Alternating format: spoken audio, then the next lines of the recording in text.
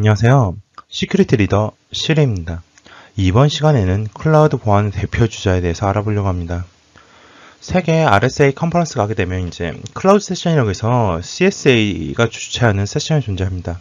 그 CSA가 주최하는 세션은 하루 왼종일 클라우드에 대해서만 토론하고 얘기하고 본인 의견 얘기하며 클라우드 보안에 대한 발전만을 확인하는 그런 날이 지정이 되겠죠.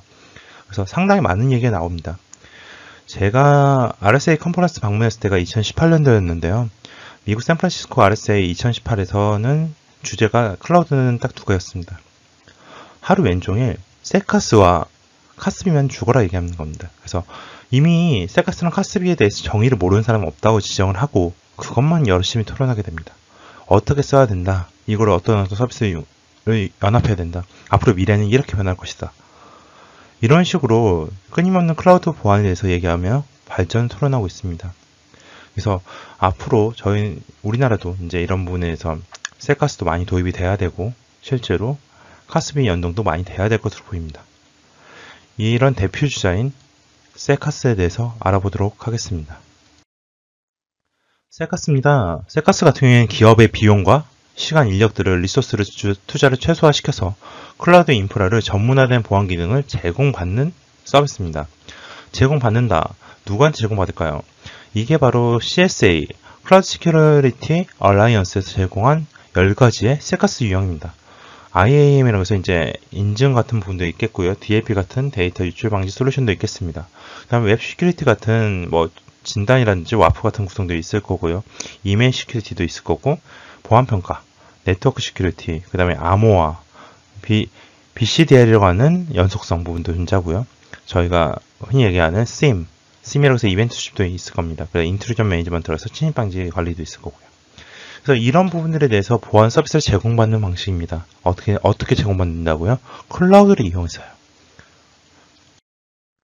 셀카스가 제공하는 방식은 두 가지 방식이 존재합니다. 클라우드 사업자의 제공 서비스인 CSP가 있고요. 그 다음에 보안 서비스 업체가 제공하는 SSP 서비스로 나뉩니다. 이 두 개의 큰 차이점은 제공자가 누구냐에 있다는 겁니다. CSP는 클라우드 서비스 프로바이더로서 클라우드 서비스를 제공하는 제공자가 직접 보안 제공하는 방식입니다. 아마존의 AWS나 마이크로소프트의 애저 같은 곳, 그 다음에 네이버의 NCP들이 직접 본인들이 가지고 있는 클라우드의 특장점을 내세워서 보안 서비스를 제공하는 방식들을 말하고 있습니다. 그래서 이런 셀카스를 통해서 클라우드에 있는 보안을 안전하게 제공받을 수 있겠죠. SSP라는 부분도 존재합니다. 시큐리티 서비스 프로바이더로서 클라우드 제공자가 아닌 외부의 보안 서비스를 전문적으로 제공하는 경우를 말하고 있습니다. 방화벽이나 IPS와 같은 CSP보다는 보안적인 특화적인 영역이 존재하겠죠. 실제로 아무리 뭐 AWS나 마이크로소프트 자체가 아무리 그 클라우드의 원칙적인 기술을 갖고 있다고 하지만 보안 전문 업체가 가지고 있는 전문성까지도 100% 갖고 있을 거라고 확신할 수는 없습니다. 왜 그러냐면 그 IPS 같은 경우 분명히 시그니처라는 부분이 존재를 합니다. 시그니처 같은 부분도 수십 번, 수백 번 막 여러 가지 고민을 한 다음에 만들어진 부분도 존재하고요. 여러 개 뭐 저희가 알고 있는 탈러스라든지 그런 CTI 제공 업체 중에서 받은 데이터도 검증하고 넣어야 됩니다. 그런데 단순하게 CSP 제공자로 해서 이런 부분의 전문성은 확실치는 않겠죠. 그래서 이렇게 보안적인 전문성이 좀 더 필요한 곳이라고 한다면 팔로알토라든지 포티넷 같은 전문 업체들에 대해서 서비스 제공합니다. 아쉽게도 아직까지 클라우드 서비스에 대해서는 국내가 아주 잘 제공을 못하고 있습니다. 마이크로소프트의 애저 방식이나 아니면 아마존의 AWS도 실질적인 업체들에 대한 연동 가능한 리스트를 외산업체 기준으로 놓고 있습니다. 국산업체도 불가능한 건 아니지만 그 파트너 업체로 가죠. 파트너 업체를 전부 리스트업 되지는 않고 있습니다. 오히려 SSP에서 해당 CSP들과 연동이 된다고 홍보를 하고 있는 입장입니다. 그만큼 원천 기술인 CSP가 국내에서 약간 약하다 보니까 상대적으로 좀 힘들어지고 있는 것 같습니다. 그래서 이런 CSP, 저희가 IaaS, PaaS, SaaS라고 부르는 이런 CSP의 영역에서 클라우드 서비스 받다가 실질적인 모니터나 인크립트나 보안적인 전문적인 서비스가 필요할 때는 레가시 시스템에서 사용했던 서비스들을 전부 SSP 통해서 받게 됩니다. 그러면 이제 CSP가 유리한 측면도 있고 SSP가 유리한 측면도 있을 겁니다. 셀카스의 보안 기능에 대해서 말씀드렸습니다. 각 케이스가 서로 절대적인 건 아닙니다. CSP라고 해서 암호화를 제공하지 않느냐? 그건 아니고요. SSP라고 해서 SIM을 제공하지 않느냐? 그것도 아닙니다. 다만 서로가 가지고 있을 때 본인 서비스에서 유리하다고 판단 내린 것들을 분류해 보았습니다. 식별 및 접근 권한, 계정 관리죠. IAM 같은 경우는 인증이나 신원 보정, 접근 권한 통제인데 이런 부분은 그 로그나 감사 로그, 결국은 그 클라우드 밑단에 있는 연동이 없이는 불가능합니다. 그렇기 때문에 이런 부분에 대해서는 CSP가 절대적으로 유리합니다. 또한 DLP도 그 네트워크 구성이나 형태가 다 다릅니다. 예를 들어 AWS Age라고 하는 형태와 그 다음에 Azure에서 얘기하는 VNet 형태나 서비스가 다 다릅니다. 실질적으로 데이터 유출 경로도 VNet 피어링이라든가 아니면 AWS는 트랜짓 게이트웨이 같은 부분도 실제 네트워크 구성이나 그런 부분들이 서로 아키텍처가 다르기 때문에 그런 부분에 대해서 서로 검증이나 영향성에 대해서 모니터링하고 확인을 해야 됩니다. 이런 부분에 대해서 실제 DLP 구성이 과연 SSP가 유리하냐고 봤을 땐 결코 그렇지는 않은 것 같습니다. 그러다 보니까 국내 유명 DLP 업체들도 굳이 CSP 쪽까지는 아직까지 고려를 많이 못하고 있는 것 같습니다.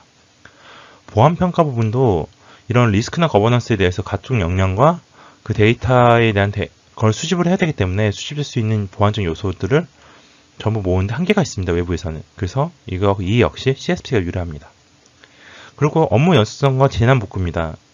실제로 AWS나 Azure 같은 경우는 이 사상에 대해서 각자 갖고 있는 사상이 다릅니다. 멀티 에이지를 통해서 구성을 하든지 멀티 VNet을 통해서 구성을 하든지 이거에 대해서 BCP를 어떻게 구성하느냐 이런 부분들도 각자 그 CSP 가지는 아키텍처가 다릅니다. 그런데 그거를 당연히 다른 업체에서 그걸 연속적으로 할 수 있느냐라고 하면 쉽지는 않겠죠. 다만 백업 정도는 가능할 겁니다. 그런데 이런 업무 연속성이라든지 그런 부분에 대해서 라우터까지 이동시키면서 실시간 변경까지는 어려울 것 같습니다. 그리고 보안 정보 및 이벤트 관리는 더 심합니다. 사실 이 부분이 제일 중요한데요. 실시간 로그를 수집하면서 이 정규와 시각화를 통해서 이벤트, 대시보드까지 연동을 하게 됩니다. AWS에 있는 가드듀티라든지 아니면 시큐리티 허브 같은 부분도 존재를 할 거고요. Azure에서 얘기하는 센티넬 같은 부분도 존재를 할 겁니다. 이런 식으로 그런 서비스들 같은 경우는 그 CSP가 독자적으로 갖고 있는 케이스들이 많고요. 그 이벤트 연동 자체로 외부에 오픈 API로 제공을 하지 않는 케이스도 많습니다.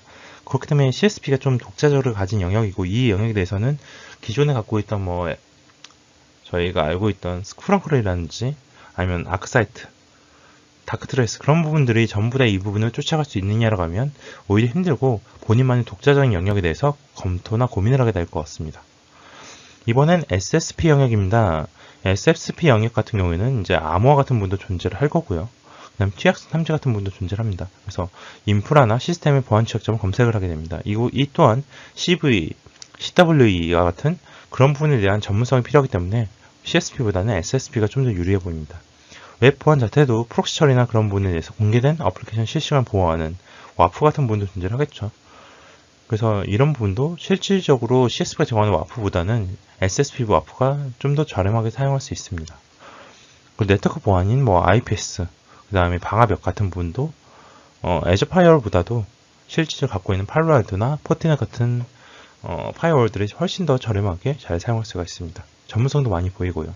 침입 관리라는 부분에서도 정상적인 이벤트보다는 비정상적인 이벤트에 대한 시그니처를 관리해야 되기 때문에 이 부분도 절대적인 영역으로 볼 것 같습니다. 그리고 이메일 보안 쪽은 사실 의견이 분분합니다. 이번에 5365부터 시작해서 기존의 영역도 보면 MTP라는 영역도 존재를 하고요. 그러다 보니까 인바운드, 아웃바운드에 있는 전자메일을 제어하고 피싱한다. 이 부분이 과연 SSP의 고유의 영역이라고 하면 이 부분에 대해서는 아직까지 논란은 많지만 제가 봤을 때 아직까지는 SSP가 좀 더 유리한 것으로 보여집니다. 근데 점차 CSP도 이 영역에 대해서 양보할 수가 없기 때문에 CSP 원천 기술로도 점점 증가될 것으로 보여집니다. 지금까지 셀카스 영역에서 알아봤고요. 이번엔 퀴즈를 통해서 셀카스를 좀 더 자세히 알아보도록 하겠습니다.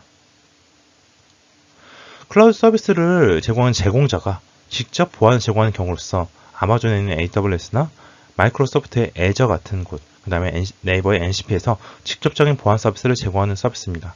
바로 전장에서 얘기했었죠. 어떤 방식일까요?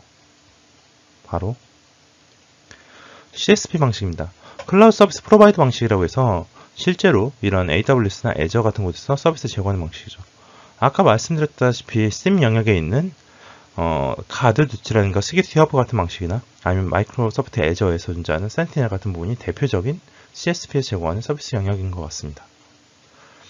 지금까지 클라우드 보안 영역의 세카스에 대해서 알아봤었습니다. 오늘도 좋은 하루 되세요.